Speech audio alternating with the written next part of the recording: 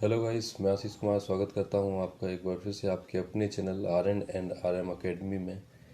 और इस बार मैं आपके लिए एक इमरजेंसी प्रोसीजर लेके आया हूं और उसको हिंदी में आपको समझाऊंगा और कोशिश करूंगा आपको बहुत अच्छे से समझ आए, ताकि कभी कोई ऐसी इमरजेंसी आती है उस सिचुएशन में आपको क्या से क्या करना है, कैसे डील करना है उस पेशेंट को। ये सारी चीज़ें हम आपको इस प्रोसीजर में बताएंगे। उससे पहले मेरी आपसे रिक्वेस्ट है कि मेरे चैनल को लाइक करें, सब्सक्राइब करें और बेल आइकन को प्रेस करें और ज़्यादा से ज़्यादा लाइक करें ताकि ये लोगों तक पहुँचे, जिससे लोगों को इससे अवेयरनेस मिले और हमारा चैनल सभी तक पहुँच पाए। ओके गाइस, तो आज मैं आपके लिए लेके आया हूँ CPR से रिलेटेड सारी चीज़ें मैं आपको बताऊँगा। BLS ACLS दोनों का डिफरेंस समझाऊँगा, दोनों के बारे में समझाऊँगा। तो गाइस, आइए जानते हैं CPR क्या है। Cardiopulmonary resuscitation is a life-saving technique useful in many emergencies, including heart attack or near dying, in which someone's breathing or heartbeat has stopped. तो ये CPR एक ऐसा प्रोसीजर है जिससे हम लाइफ को सेव कर सकते हैं। जब कोई पेशेंट सडनली या फिर गिर जाए, या उसको हार्ट अटैक आ जाता है, या उसको सांस लेने में तकलीफ हो जाती है, या सांस लेना वो बंद कर देता है, तो हमें कैसे क्या उस सिचुएशन में उसको मैनेज करना है, हम इसके बारे में जानेंगे CPR के अंदर। ठीक है गाइस, डेफिनेशन देखते हैं।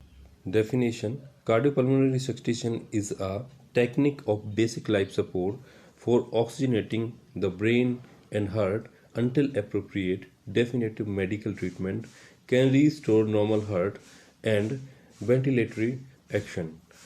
तो कार्डियोपल्मोनरी रिसक्सिटेशन की एक ऐसी टेक्निक है जिससे हम लाइफ को सेव कर सकते हैं और हमारे ब्रेन, हार्ट और पूरी बॉडी पार्ट्स तक हम ऑक्सीजन को कैसे सप्लाई करेंगे, कैसे उस तक भेजेंगे, कैसे हम उनको सिक्योर करेंगे, इन सब चीज़ों के बारे में हम इसमें पढ़ते हैं।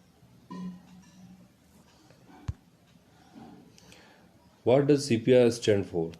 C for cardio, cardio means होता है heart. P for pulmonary, pulmonary होते हैं lungs.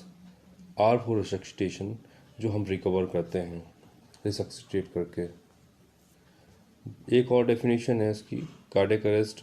Definition of cardiac arrest: it is loss of cardiac function, breathing in loss of consciousness. तो जब भी हमारा हार्ट अपने फंक्शन खो देता है और सांस लेना हम बंद कर देते हैं और पेशेंट अनकॉन्शियस हो जाता है, उसे हम क्या कहते हैं, कार्डियक अरेस्ट कहते हैं। Cause of cardiac arrest: cause क्या क्या हो सकते हैं, इसके क्या क्या कारण हो सकते हैं, तो 6H एंड 4T इसमें बताया गया है।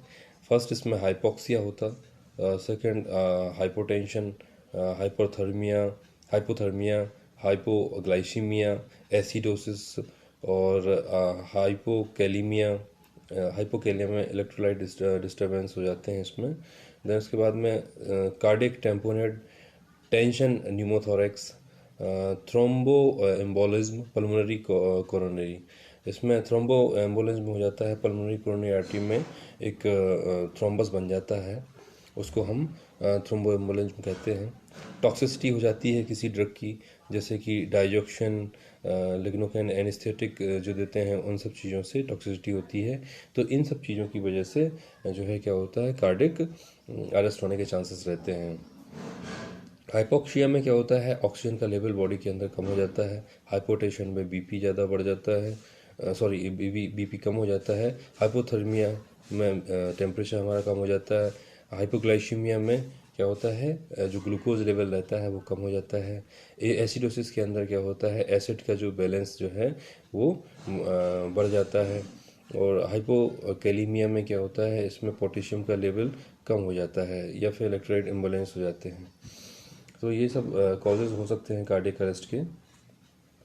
देन उसके बाद में है diagnosis of cardiac arrest: loss of consciousness, इस कार्डियक अरेस्ट के क्या क्या डायग्नोसिस हो सकते हैं। जब कोई पेशेंट ऐसे हमारे पास आता है तो हम कैसे देखेंगे उसको, तो उसका कॉन्शियसनेस चला जाएगा पेशेंट का, loss of apical and central pulsation, उसकी पल्स चली जाएगी, एपिकल पल्स चली जाएगी, और कैरोटिड पल्स और फीमोरल पल्स जो है नहीं मिलेगी। एपनिया मीन्स वो पेशेंट जो है सांस लेना बंद कर देगा, ब्रीथिंग प्रॉब्लम होगी उसको। What is basic life support, यानी BLS क्या है? BLS का फुल फॉर्म होता है basic life support. It is life supporting without the use of special equipment. एक ऐसी सिचुएशन जिस सिचुएशन में हम पेशेंट को मैनेज करते हैं, उसको लाइफ सपोर्ट देते हैं, कोई भी स्पेशल इंस्ट्रूमेंट यूज़ किए बगैर। जो हॉस्पिटल के बाहर CPR करते हैं वो BLS में के अंडर में आता है ना गाइस। जो और जो हॉस्पिटल के अंदर हम CPR करते हैं वो ACLS के अंदर आता है।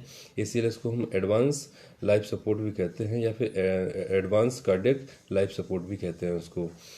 It is life support with in the use of special equipments. इसमें हम स्पेशल इक्विपमेंट्स यूज करते हैं, जैसे ईयरवे हो गया, एंडोट्रेकियल ट्यूब हो गई, और डिफाइब्रेटर, और बहुत सारे ड्रग्स और प्रोसीजर भी इसके अंदर आएंगे, हम जानते हैं।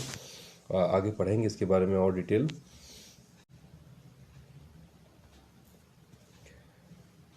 तो BLS के बारे में हम जानते हैं। BLS को हम बेसिक लाइफ सपोर्ट कहते हैं। इसके अंदर हम पढ़ते हैं BLS के अकॉर्डिंग हम कैसे CPR को मैनेज करेंगे, कैसे उसको स्टेप्स को हम फॉलो करेंगे, इसके बारे में हम जानते हैं।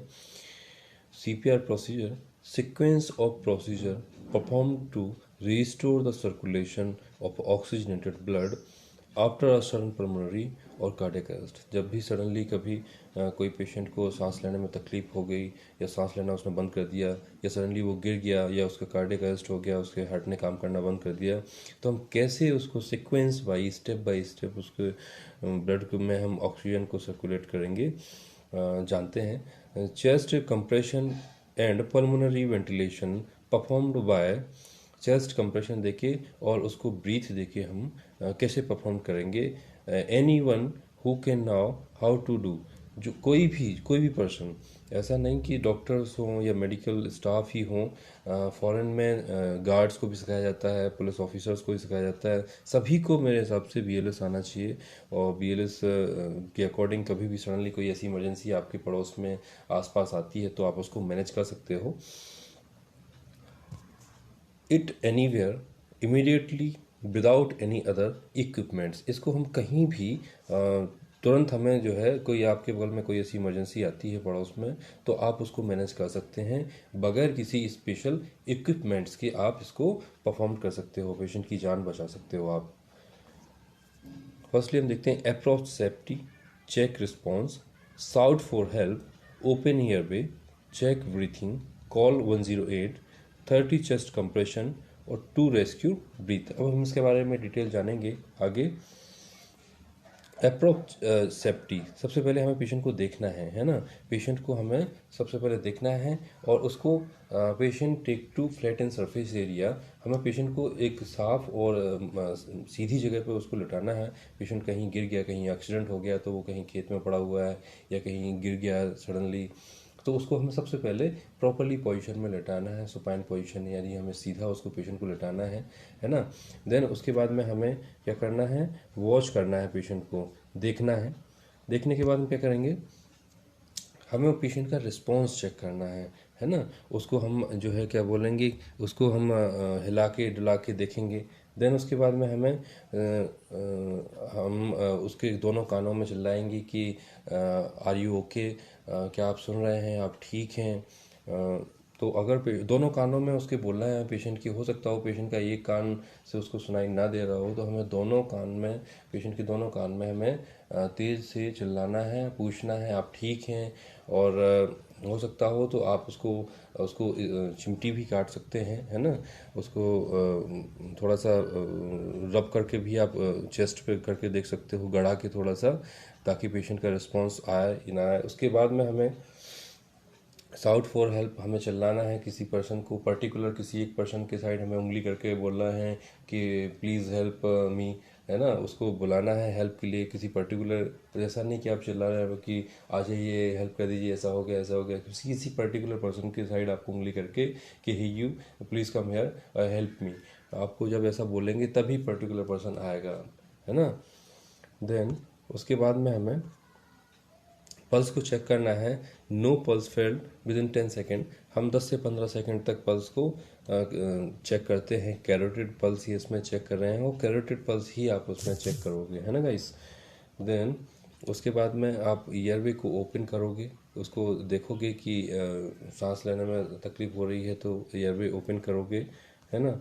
देन उसके बाद में आप ऐसे उसको ओपन, ईयरवे को ओपन ऐसे करोगे। हो सकता हो उसकी टंग फोल्ड हो गई हो, जो उसकी जीभ है अंदर फोल्ड हो चुकी हो, है ना, इस वजह से उसको सांस लेने में तकलीफ हो रही हो। तो ऐसे आप उसको head tilt, chin lift and jaw thrust मैंने जैसे हम करते हैं ओपन ऐसे करेंगे, है ना। ये इमेज में दिखाया गया है। चिन को पकड़ के उसने लिफ्ट किया है, ऊपर साइड उठाया है, और जॉ थ्रस्ट को भी इसमें दिखाया गया है ताकि वो अपने आप मुंह को खोल दे, है ना। देन उसके बाद में हमें क्या करना है, चेक ब्रीथिंग रिस्पॉन्स भी हम चेक करेंगे। 10 से 15 सेकंड हम उसकी नोज के पास उंगली ले जाएंगे, उंगली से चेक कर सकते हैं कि ये सांस ले रहा है, छोड़ रहा है नहीं। उसके चेस्ट को हम देखेंगे, लुक करेंगे कि चेस्ट ऊपर नीचे हो रहा है या नहीं हो रहा है ना। देन उसके बाद में कोई जो आपके साथ में जिसको आप हेल्प के लिए बुलाओगे, तो उससे पहले आप कॉल कर दोगे कि एम्बुलेंस आपके पास पहुंचे सहायता के लिए। 108 में कॉल भी करना है आपको। देन उसके बाद में आप सीपीआर स्टार्ट कर दोगे। सीपीआर ये दिखाया गया है, ऐसे सीपीआर करना है। हमारी हम पेशेंट के साइड में बैठ जाएंगे, और पेशेंट अगर ज़मीन पर सीधा लटाया है हमें, तो हम पेशेंट के साइड में बैठेंगे। देन हमें दोनों उंगलियों को आपस में फोल्ड करना है, और चेस्ट के ऊपर हम कंप्रेशन देंगे। और कंप्रेशन का जो रेशियो रहेगा वो 30 रेशियो रहेगा। तो 30 रेशियो के बाद में 2 ब्रीथ आप पेशेंट को दोगे, और आप 4 to 5 इंचेस कंप्रेस करोगे। देन आपका जैसा कंप्रेस, जितना आप कंप्रेस करोगे पेशेंट का चेस्ट उतना ही ऊपर आना चाहिए। एक रेशियो रहता है, 1 मिनट के अंदर 110 से 120 बार आपको परफॉर्म करना है 1 मिनट के अंदर।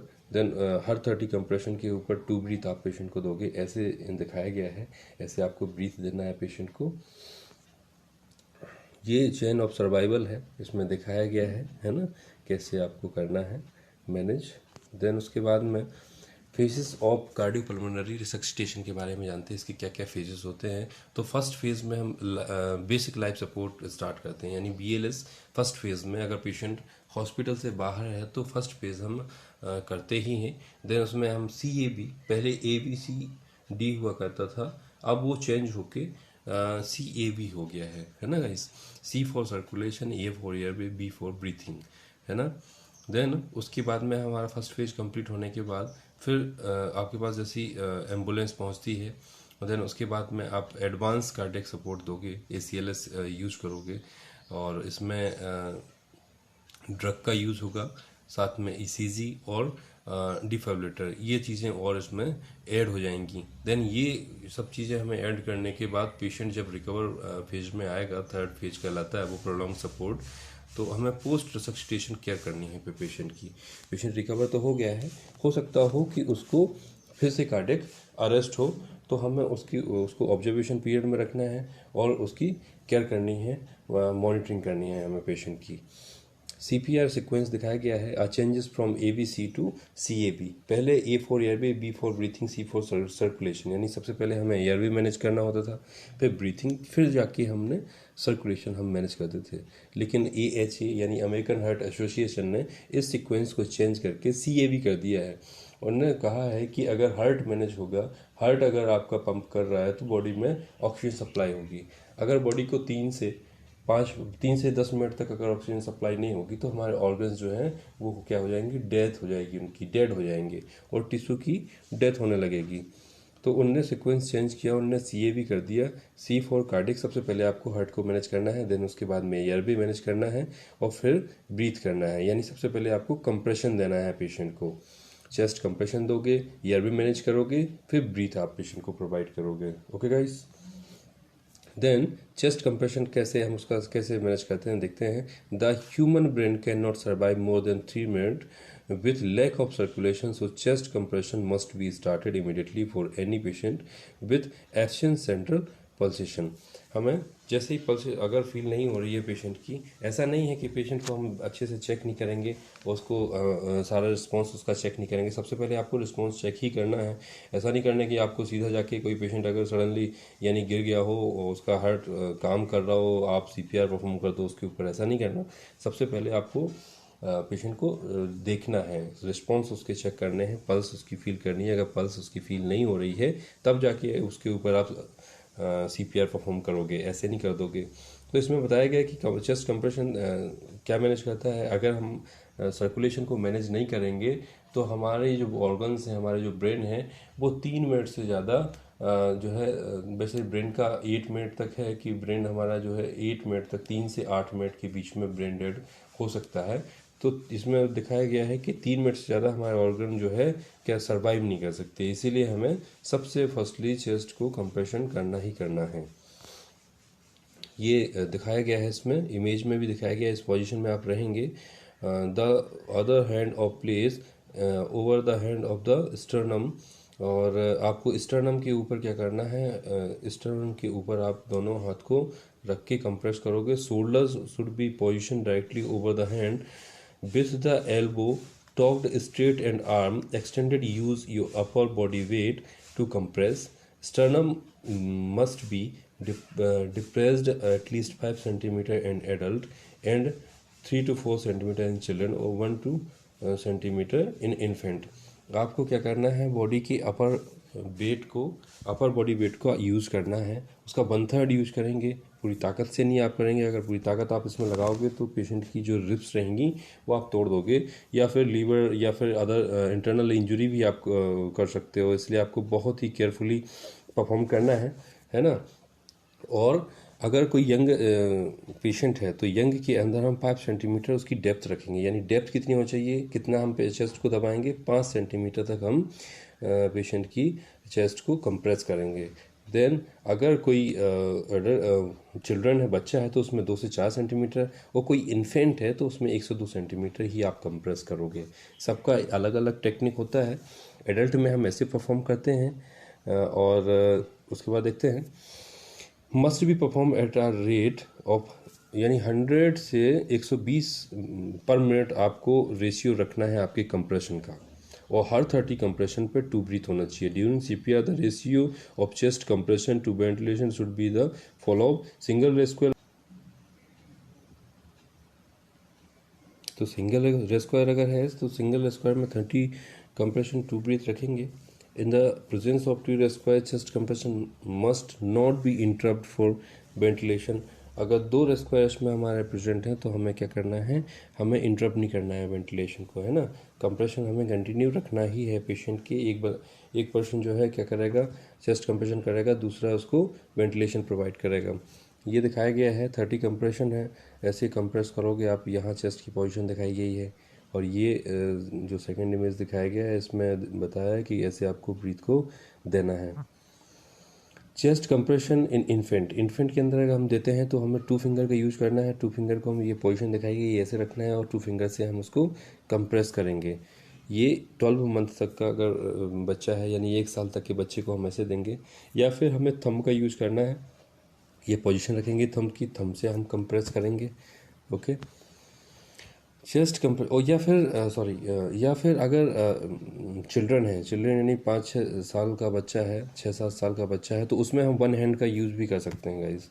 1 हैंड से आप उसको क्या करोगे, 1 हैंड से भी हम चेस्ट पे रख के और कंप्रेस कर सकते हैं। पूरी ताकत का आप यूज़ नहीं करेंगे ताकि आप इंटरनल कोई ट्रॉमा ना करो। Chest compression must be continue for 2 minute before reassessment for a cardiac rhythm. हम 2 मिनट तक क्या करेंगे, हम कंप्रेशन देंगे और फिर हम उसकी रिदम को एक बार रुक के और फिर से चेक करेंगे। 2 मिनट इक्विवेलेंट टू 5 साइकिल 13-2। हमें 2 मिनट के अंदर कम से कम ये मान लो कि 5 साइकिल हमें कंप्लीट कर चुके होते हैं, है ना। गोल्डन रूल्स क्या है इसके, ensure high quality chest compression rate depth recall. हमें सबसे पहले उसके रेट को, उसकी डेप्थ को बिल्कुल चेक करना है, और हम हर कंप्रेशन को गिनते जाएंगे। जो हमारा पार्टनर रहेगा उसको सुनाई पड़ना चाहिए कि 30, यानी 1 2 3 4 5, हर एक कंप्रेशन पे आपको काउंटिंग करनी है ना। देन उसके बाद में फिर वो ब्रीथ देगा, फिर आप 1 नंबर से काउंटिंग करोगे, नंबर जैसे 30 कंप्रेशन उसने कर दिया और फिर वो 2 ब्रीथ देगा, देन फिर से आपको कंटिन्यू रखना है 1 2 3 4 5 30 तक गिनोगे, फिर वो 2 ब्रीथ देगा, फिर आपको 1 2 3 4 5 से स्टार्ट करना है। ऐसे आपको कंटिन्यू उसको मैनेज करना है। Plan action before interrupt CPR, minimise interruption of chest compression, early defibrillation of shockable rhythm. आपको क्या करना है, आपको कंप्रेशन कंटिन्यू रखना है। अगर फिर भी वो रिदम करेक्ट नहीं आ रही है तो आपको डिफाइब्रेटर का यूज़ करना है। डिफाइब्रेटर यूज़ करने के बाद में आप क्या करोगे, फिर से जो है कंप्रेशन स्टार्ट करोगे। अब इसमें क्या क्या प्रॉब्लम्स आ सकती हैं देखते हैं। Problems and complication of chest compression. Chest compression हम जब पेशेंट को देते हैं उसमें क्या क्या कॉम्प्लिकेशंस और आ सकते हैं। या तो रिब फ्रैक्चर होगा, है ना, आपने अगर बॉडी वेट का या पावर का ज़्यादा यूज कर दिया तो आप रिब फ्रैक्चर भी कर सकते हो। स्टर्नम फ्रैक्चर हो सकता है, रिब सेपरेट हो सकते हो कि पेशेंट की रिब्स एक साइड कहीं सेपरेट ताकत से अगर आपने कर दिया तो सारी रिब्स जो है एक साइड शिफ्ट हो जाएंगी। या फिर न्यूमोथोरैक्स हो सकता है, पेशेंट को ह्यूमोथोरैक्स हो सकता है ना, लंग कंट्यूजन हो सकता है, लीवर लेशरेशन हो सकते हैं, फैट एम्बोलाई हो सकता है, या फिर HIV हेपेटाइटिस भी हो सकता है कभी कभी पेशेंट को, और इन्फेक्शन भी हो सकता है इसके थ्रू, है ना। तो ये दिखाया गया है, ब्रेस्ट बोन का इमेज दिखाया गया है ना, कैसे आप CPR परफॉर्म करोगे तो क्या क्या कॉम्प्लिकेशन होंगे इसमें। देन उसके बाद assessment of restoration of breathing and circulation.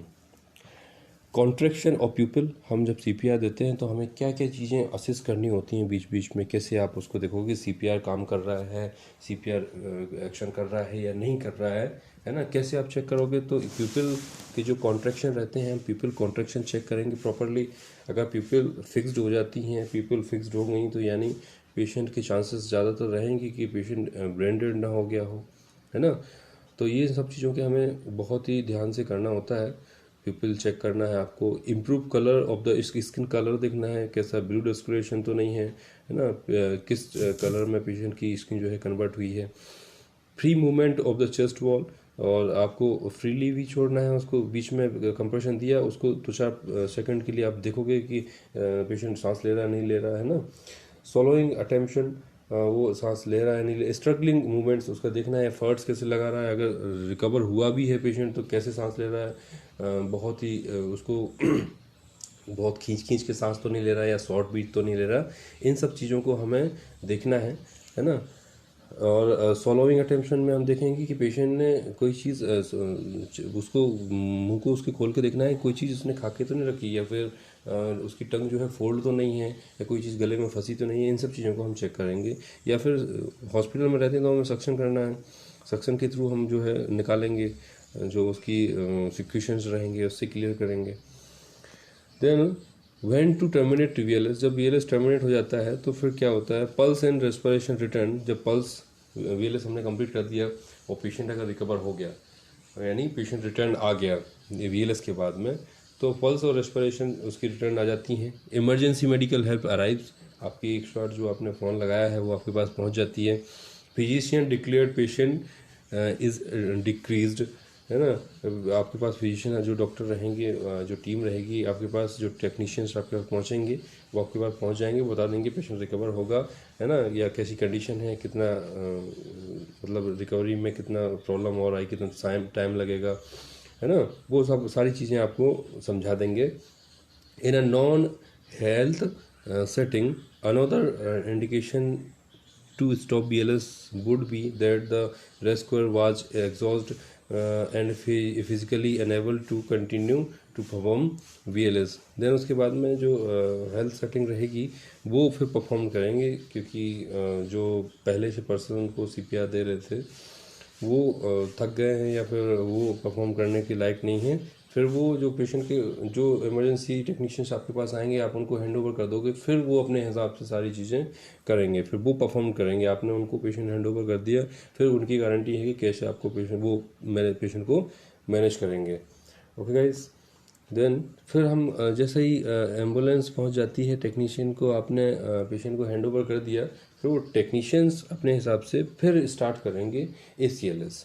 है ना, एडवांस कार्डियक लाइफ सपोर्ट जो पेशेंट को देंगे, फिर ACLS से स्टार्ट होगा जैसे ही उनको हैंडओवर पेशेंट हो जाएगा। तो ALS में इंक्लूड क्या करेगा, circulation by cardiac massage. Cardiac massage तो करेंगे ही, है ना, cardiac massage means chest compression देंगे। ईयरवे मैनेजमेंट बाय इक्विपमेंट्स, एक ईयरवे एक इंस्ट्रूमेंट होता है, हम दिखाएंगे आपको इमेज में आगे। ईयरवे लगा दोगे पेशेंट को ताकि पेशेंट टंग बाइट ना करे, है ना, टंग फोल्ड ना हो पेशेंट की, और सिक्रीशन जो आएंगे उसको सक्शन करने में भी हेल्प करती है वो ईयरवे। उसको ओरोफेरिंजियल ईयरवे भी कहते हैं। ब्रीथिंग बाय एडवांस टेक्निक, उसके सांस लेने के लिए हम LMA का यूज कर सकते हैं, है ना। लेरेंजियल मास्क एयरवे या लोकल मास्क एयरवे हम लगा सकते हैं पेशेंट को शॉर्ट टाइम के लिए, और आप एम्बूबैग से उसको ब्रीथ दे सकते हो पेशेंट को। Then defibrillation by manual defibrillator, आप उसको पेशेंट को जो है डिफाइब्रिलेटर से शॉक भी दे सकते हो पेशेंट को, ताकि उसकी जो हार्ट की इलेक्ट्रिकल एक्टिविटी है उसको किक कर सकते हैं, जनरेट कर सकते हैं, रिटर्न कर सकते हैं उसके थ्रू। देन उसको देने के बाद आप कंटिन्यू CPR भी कर सकते हो। और कुछ ड्रग्स रहती हैं जैसे एट्रोपिन, एड्रेनालिन और अदर ड्रग्स रहते हैं, आइनोट्रॉप्स रहते हैं, जिसके थ्रू हम पेशेंट को उसके सर्कुलेशन को, हार्ट को मैनेज कर सकते हैं। वो ड्रग्स का भी इनमें हम यूज करते हैं। तो ये एडवांस टेक्निक रहती है। ये मास्क कैसे लगाना है, सी शेप्ड बनना चाहिए, आप उसको कवर करके रखते हैं, आगे से उसको दबा के रखते हैं। ये मास्क है जो एम्बू में कनेक्ट रहता है ना। देन उसके बाद में ये एयरवे है, एयरवे मैनेजमेंट हम ऐसे करते हैं, माउथ के थ्रू इसको लगा देते हैं, इसको ओरोफेरिंजियल एयरवे कहते हैं। देन उसके बाद में ये नेजोफेरिंजियल एयरवे रहता है, कभी कभी हम इसको नोज के थ्रू इंसर्ट कर देते हैं तो ये ट्रेकिया में जाके कनेक्ट हो जाती है, पेशेंट इजीली उससे सांस ले लेता है। कोई ऑब्स्ट्रक्शन अगर कहीं हो तो ये फिर हम नोज से डालते हैं। देन उसके बाद में जैसे मैंने बताया था LMA लोकल मास्क एयरवे, इसको लेरेंजियल मास्क एयरवे भी कहते हैं। इसको ऐसे ये टेक्निक्स दिखाएंगे, ये ऐसे आपको डालना है, और डालने के बाद आप इसको जो है फिक्स कर दोगे। फिक्स यानी वो तो इसमें आपको एयर को इन्फ्लेट करना है, इन्फ्लेट करोगे, ये इन्फ्लेट कर दिया, सेकंड में उसने ये इंसर्ट किया, फिर ये पहुंचा, और देन इसके बाद में आपको फिर कनेक्ट कर देना है कैसे, एम्ब्यू से। एम्ब्यू बैग रहता है, उसके थ्रू पे आप उसको ऑक्सीजन प्रोवाइड करा सकते हो। इसको एंडोट्रेकियल ट्यूब कहते हैं, और ये प्लास्टिक की जो ट्यूब रखी हुई है, इसमें स्टिलेट इंसर्ट करके जेली लगा के, और लेरिंगोस्कोप, ये जो स्टील का रखा हुआ है ये लेरिंगोस्कोप है, इसको डाल के, ये देख रहे हैं लास्ट वाली पिक में दिखा रहा है, इसको लगा के वो ट्रेकिया को असेस करके ट्रेकिया में इंसर्ट करते हैं इसको, है ना गाइस। तो ये इंटरनल प्रोसीजर है, एनेस्थेटिक करते हैं, एनेस्थेटिक इंसर्ट करते हैं इन सेटअप हॉस्पिटल के अंदर। ये कॉम्बी ट्यूब आती है, कॉम्बी ट्यूब भी आप इसमें यूज़ कर सकते हो, कॉम्बी ट्यूब 2 वे रहते हैं उसमें भी, है गाइस। देन उसके बाद में ये क्राइकोथायरोक्टोमी भी जो सर्जन करते हैं किसी इमरजेंसी सिचुएशन में। देन उसके बाद में ये ट्रेकेस्टोमी भी रहती है, ट्रेकेस्टोमी भी लगा देते हैं पेशेंट को, ताकि पेशेंट फुली डिपेंडेंट ना हो वेंटिलेटर मशीन के ऊपर, है ना। तो ट्रेकेस्टोमी के थ्रू जो है कर देते हैं, वो सर्जन करते हैं।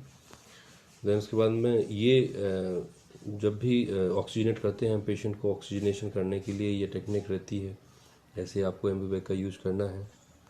एक्सपायर कंटेंट्स में 60% जो रहता है, जैसे O2 one supplement 100% O2 should be use to as soon as possible. Successful breathing is achieved by driver of a tidal volume 800 to 1200 ml in adults at a rate of 10 to 12 breath per minute in adult।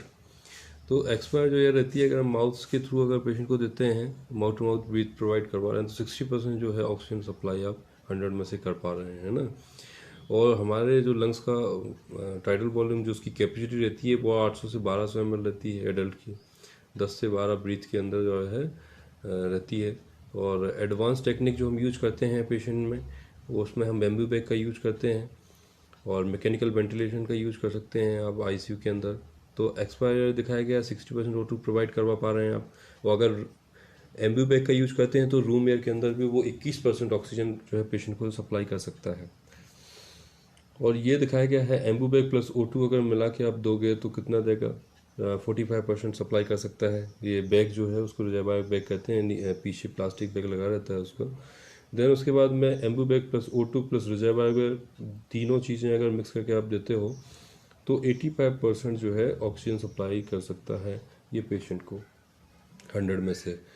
फिर use करते हैं डिफाइब्रेटर। डिफाइब्रेटर का कैसे use करोगे? Defibrillation consist of delivered therapeutic dose of electrical energy to be affected heart with a device called a defibrillator. एक machine रहती है, उस मशीन में दो प्रेस रहते हैं, प्रेस के अकॉर्डिंग स्टर्नम में एक अपेक्स पे हम उसको रखते हैं और उसे शॉक देते हैं। वो एक अलग प्रोसीजर है, उसको हम कभी डिटेल और उसके बारे में डिफाइब्रेशन टेक्निक डालेंगे।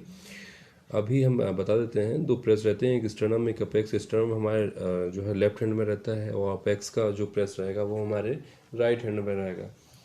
दोनों जगह आप रख के जो है उससे आप शॉक दे सकते हो। और किसी अदर सिचुएशन में भी हम जो है डिफाइब्रेटर का यूज कर सकते हैं। Cardiac arrest, the associated heart rhythm can be categorised into 2 groups.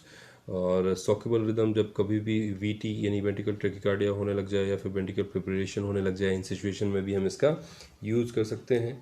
या फिर नॉन सॉकेबल रिदम कभी आने लगती है, सिस्टोल पी कभी होने लगता है, तब इस सिचुएशन में भी हम डिफाइब्रेटर का यूज करते हैं। The basic difference in the treatment of these 2 groups of arrhythmia in the need of defibrillation the patient with VT-BF। तो इन सिचुएशन में क्या डिफरेंस रहता है? 2 ग्रुप्स में इसको आगे पेशेंट को अरिथमिया भी हो रहा है, रेगुलर हार्ट बीट चढ़ने लग गई पेशेंट की, तब भी आप जो है डिफाइब्रेटर का यूज करके उसको सेटल कर सकते हो, उसकी हार्ट रेट को। डिफाइब्रेशन पोजीशन ऑफ पैड्स, ये पोजीशन है, किन पोजीशन में आप डिफाइब्रेशन का यूज़ कर सकते हो। AED मशीन भी होती है, जिसको हम AED मशीन को ऑटोमेटिक इलेक्ट्रॉनिक डिफाइब्रेटर भी कहते हैं। और दोनों चीज़ों का हम इसमें यूज कर सकते हैं। इसमें प्रेस रहते हैं, इसमें पैड्स रखते हैं, इसमें पैड्स चिपकाने पड़ते हैं। तो इमरजेंसी जो एम्बुलेंसेस रहती हैं उनमें AED मशीन प्रोवाइड रहती है, डिफाइब्रेटर नहीं रहता उसमें। और हॉस्पिटल के अंदर जो सेटअप में हम यूज करते हैं वो करते हैं हम डिफाइब्रेटर का, है ना। तो पोजीशन ऑफ पैड्स देख लेते हैं। 1 paddle is placed in the right infraclavicular region while the other placed of the 6th intercostal space anterior axillary line। जो हम फर्स्ट करते हैं वो राइट में करते हैं, राइट में पोजीशन उसकी दिखाई गई है। देन उसके बाद में जो सेकंड हम यूज करते हैं वो एक्सिलरी लाइन में करते हैं, 5 to 6 इंट्राकोस्टल पे करते हैं। और ये करते हैं हम राइट इंफ्राक्लेविकुलर लाइन में करते हैं रीजन में। ये एंटीरियर पोस्टीरियर इसका इमेज है। Alternatively anterior posterior position may be used, 1 pedal is placed the left intrascapular region while the other is placed in the left 5th to 6th intercostal space anterior axillary lines। ये दिखाया गया है इसका anterior posterior image है इसका। Then उसके बाद में action completely depolarisation and myocardial cell, so ऐसे node can restabilise as pacemaker. और इसका जो एक्शन रहता है, डीपोलराइजेशन जब पेशेंट को होने लगता है तो उसकी वजह से मायोकार्डियल जो है, मायोकार्डियल के चांसेस हो जाते हैं, जिससे क्या रहता है हमारा, हमें क्या मेन करना है, अगर हार्ट हमारा नहीं काम कर रहा है तो हमें ऐसे नोड जो रहता है हमारा नेचुरल पेसमेकर है और पावर हाउस भी कहते हैं इसको, है ना, इंटरनल पावर हाउस। इससे हमारी जो इलेक्ट्रिक वेव्स जो जनरेट होती हैं हार्ट के अंदर, पूरा कंडक्शन सिस्टम जो है स्टार्ट होता है हमारा साइनोएट्रियल नोड से। यहाँ से इलेक्ट्रिक एक्टिविटी जनरेट होती है, ये पूरे हार्ट को जो है सप्लाई करती है, जिससे हमारा हार्ट कॉन्ट्रैक्ट करता है, कॉन्ट्रैक्ट और रिलैक्स करता है। तो ऐसे नोड को हमें रीस्टेबलाइज करना होता है, जिससे हमारा वो अपनी इलेक्ट्रिक एक्टिविटी स्टार्ट कर सके। और इसमें हम voltage of electricity discharge high from 150 joule से हम स्टार्ट करते हैं, तो 360 जूल तक हम बायोफिजिक मोड में कर सकते हैं और 360 तक हम मोनोफिजिक मोड में दे सकते हैं। देन उसके बाद ड्रग्स यूज इन CPI, कौन कौन सी ड्रग्स होती हैं, काफ़ी लंबा टॉपिक है और बहुत डिटेल, जब तक आप डेमोस्ट्रेशन नहीं देखोगे तब तक प्रॉपरली समझ नहीं आएगा। मैं कोशिश करूँगा इसमें एक छोटा सा वीडियो ऐड करने की, जिससे आपको समझ में आए। और बहुत बड़ा टॉपिक है, बहुत केयरफुली भी करना होता है, क्योंकि ये लाइफ थ्रेटनिंग कंडीशन रहती है जिससे हम मैनेज करते हैं CPR के थ्रू। अब देखते हैं इसमें कौन कौन सी ड्रग यूज करते हैं इन सेटअप में। तो give as vasopressor alpha one effect not an inotrope जो है एट्रोप, ये एड्रेनलिन है और इससे इसका डोज हम 1 mg देते हैं 0.1 mg पर kg के हिसाब से। IV एवरी 4 मिनट, आप इसको हर 4 मिनट में 4-5 मिनट में आपका यूज कर सकते हो इसका साइकिल के अंदर। जब हम CPR देते हैं तो हर 4-5 मिनट में इसका यूज कर सकते हैं। Given immediately in non shockable rhythm, non VT-VF और इन VF और VT given after third shock. तो इमीडिएटली आप इसको, मतलब पेशेंट अगर आपके पास आया और उसकी हार्ट काम नहीं कर रहा है तो हम सडनली उसको दे सकते हैं। 1 mg प्रोवाइड आपने करवा दिया, फिर पेशेंट को VT-VF होने लग गया, फिर आपने थर्ड सॉक दिया पेशेंट को, देन उसके बाद में भी आप इसको यूज कर सकते हो ताकि आप जो हार्ट है वो रिकवर हो सके। देन उसके बाद में repeated in alternate cycle every 4 minute. जब हम साइकिल स्टार्ट करते हैं, हम CPR कंटिन्यू करते हैं, तो उस बीच में हमें इसका एड्रेनलिन का यूज़ करना है। वंस एड्रेनलिन ऑलवेज एड्रेनलिन, जो एड्रेनलिन रहता है वो हमेशा क्या रहता है, एड्रेनलिन रहता है। फिर अमाइड्रोन का यूज़ कर सकते हो आप इसमें। अमाइड्रोन डोज जो है वो 300 mg IV बोलस दे सकते हो, 5 mg बॉडी पर वेट के हिसाब से। Then given in shockable rhythm after the third shock. आप इसमें थर्ड सॉक जब दोगे तो उसके बाद आपको अमाइड्रोन भी यूज आप कर सकते हो। अनअवेलेबल गिवन लिडोकैन 100 mg, अगर वो नहीं है तो आप लिडोकैन जो रहती है उसको 100 mg इंजेक्शन वो भी प्रोवाइड कर सकते हो।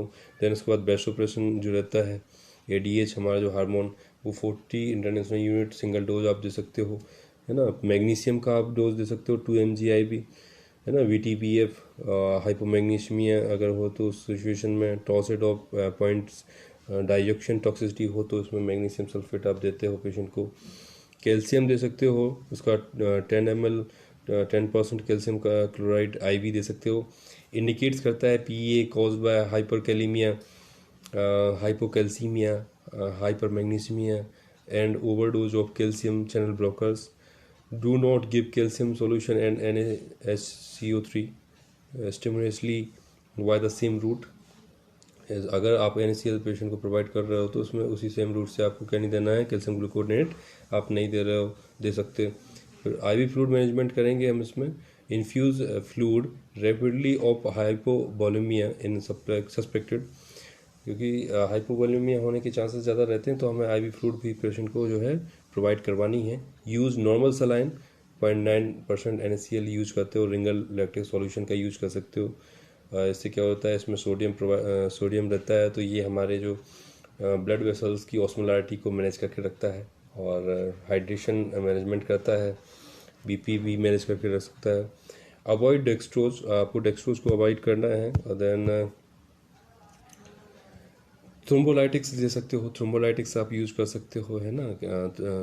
फाइब्रोलाइटिक therapy is considered when cardiac arrest is caused by proven of suspected acute pulmonary embolism. Embolism जब होता है पेशेंट को तब आपको थ्रोम्बोलाइट, जैसे MI में सडन कार्डियक अरेस्ट हो गया पेशेंट को, या किसी थ्रोम्बस जो बन जाता है, थ्रोम्बस मीन्स होता है थक्का बनना, वेंस के अंदर, आर्टरी के अंदर कहीं थक्का बन गया, पल्मोनरी के अंदर बन गया, तो उस थक्का को घोलने के लिए, जो ब्लड का थक्का बना हुआ है उसको घोलने के लिए हम थ्रोम्बोलाइटिक एजेंट्स का यूज़ करते हैं, है ना।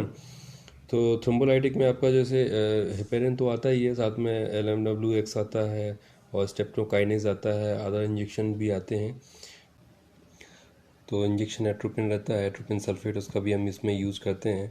It's route use in PEA and asystole is not beneficial and has become obsolete। Indicates sinus bradycardia or AB block causing hemodynamic instability। Dose इसका रहता है 0.5 mg IV, रिपीट कर सकते हो मैक्सिमम 3 mg बाद में भी एट्रोपिनाइजेशन। देन उसके बाद में जब हमारा पेशेंट रिकवर हो जाता है, और पेशेंट रिकवर होने के बाद में पोस्ट रिसक्सिटेशन केयर कैसे करते हैं हम, तो मेंटेन एयरवे एंड ब्रीथिंग, हमें एयरवे को, ब्रीथिंग को क्या करना है, मैनेज करके रखना है। और हमें उसकी सर्कुलेशन लेवल को चेक करते रहना है, पेशेंट के सर्कुलेशन लेवल को, पल्स मॉनिटर करना है, साथ में हमें पल्स का वॉल्यूम भी चेक करते रहना है। और डिसेबिलिटी ऑप्टिमाइजिंग न्यूरोलॉजिकल रिकवरी, जो हमने जो सेडेशंस का जो हमने मेडिसिन्स जो यूज़ किए हैं उससे कोई जो है न्यूरोलॉजिकल कोई डिसेबिलिटी तो नहीं हुई, वो सारी चीज़ें हमें चेक करनी है ना। सेडेशन जो हमने दिया है वो पेशेंट का जो कॉन्शियस लेवल है वो रिटर्न हुआ, या पेशेंट अनकॉन्शियस है, या उसको सेंसेशन फील हो रहे हैं नहीं हो रहे हैं, ये सारी चीज़ें हमें क्या करनी रहती है, मैनेज करनी होती हैं, चेक करनी होती हैं, रिकॉर्ड करनी होती हैं। कंट्रोल ऑफ सीजर आने के चांसेस रहते हैं तो उनको भी मैनेज करना है। टेम्परेचर कंट्रोल करना है। ट्रीटमेंट ऑफ हाइपरपारेक्सिया, अगर उसको बुखार आ गया है, हाइपरपारेक्सिया यानी बुखार आ गया पेशेंट को, तो उसको मैनेज करना। ट्रीटमेंट और हाइपोथर्मिया, अगर पेशेंट के बॉडी का टेम्परेचर बहुत कम हो गया है तो उसको भी मैनेज करना। ग्लूकोज लेवल जो रहता है बॉडी ब्लड के अंदर वो अगर कम हो गया या बढ़ गया उसको मैनेज करना। ओके गाइस, फिर managing the cardiac arrest team, जो कार्डियक अरेस्ट टीम रहती है, जो पूरा जो ग्रुप रहता है हॉस्पिटल में, इसके बारे में जानते हैं। During cardiac arrest the team leader should allocate and assign the various roles of task to the team members. जो टीम लीडर रहता है, जो हमारे एनेस्थेटिक रहते हैं, वो बताते हैं, या जो टीम लीडर है वो सबको बताएगा। इंचार्ज जो रहते हैं सबको अलग अलग काम बता देते हैं। एयरवे मैनेजमेंट एंड वेंटिलेशन, जो बैग और मास्क इंट्यूबेशन का जो काम रहता है वो अलग दे दिया। चेस्ट कंप्रेशन का अलग दे देते हैं। अगर इन सेटअप अगर काम जैसे हो रहा है, कहीं किसी को कार्डियक अरेस्ट हो गया इन सेटअप के अंदर, तो वहाँ का है आईवी ड्रग एडमिनिस्ट्रेशन कोई अलग करेगा, एयरवे मैनेजमेंट और इंट्यूबेशन की तैयारी कोई अलग करेगा, आईवी ड्रग एडमिनिस्ट्रेशन के लिए अलग रहेगा, डीसी शॉप के लिए कोई अलग रहेगा, टाइमिंग एंड डॉक्यूमेंटेशन के लिए कोई अलग रहेगा। ये हमारा ब्लू टीम के अंदर आएगा, जो एनएवीएच के अकॉर्डिंग ब्लू टीम बनाई गई है हॉस्पिटल के अंदर। जैसे सडनली कहीं हॉस्पिटल के अंदर कोई पेशेंट फॉल हो गया, गिर गया, या उसको कार्डियक अरेस्ट हो गया, तो उसमें कोड अनाउंस होते हैं एनएवीएच के अकॉर्डिंग कि ब्लू टीम, जैसे मान लो जनरल वार्ड के सामने कहीं पेशेंट सडनली गिर गया तो उसमें कोड अनाउंस होगा। 3 टाइम्स अनाउंस करते हैं वो कि blue code in front of general ward, blue code in front of general ward, blue code in front of general ward. तो जो टीम रहती है उसको पता होना चाहिए, वो 1 मिनट के अंदर, 1 से 2 मिनट के अंदर वहाँ पहुँच जाएगी, वो अपनी प्रोसीजर परफॉर्म कर देगी वहाँ पे। तो ये उसके बारे में है कि सबको अलग अलग जो है काम बांटा गया है। ओके गाइस, तो ये पूरा उसी के बारे में है। तो थैंक यू जो है इतना सपोर्ट करने के लिए, और मैं चाहूँगा आपको मेरे चैनल के माध्यम से काफ़ी जानकारी मिल रही है, तो प्लीज़ शेयर करें, कमेंट्स करें, क्या क्या चीज़ हमें ऐड करना चाहिए, कैसे और इसको बढ़ाना चाहिए। और मुझे आशा है आप लोग काफ़ी शेयर करोगे, सबके साथ सब्सक्राइब करना है चैनल को।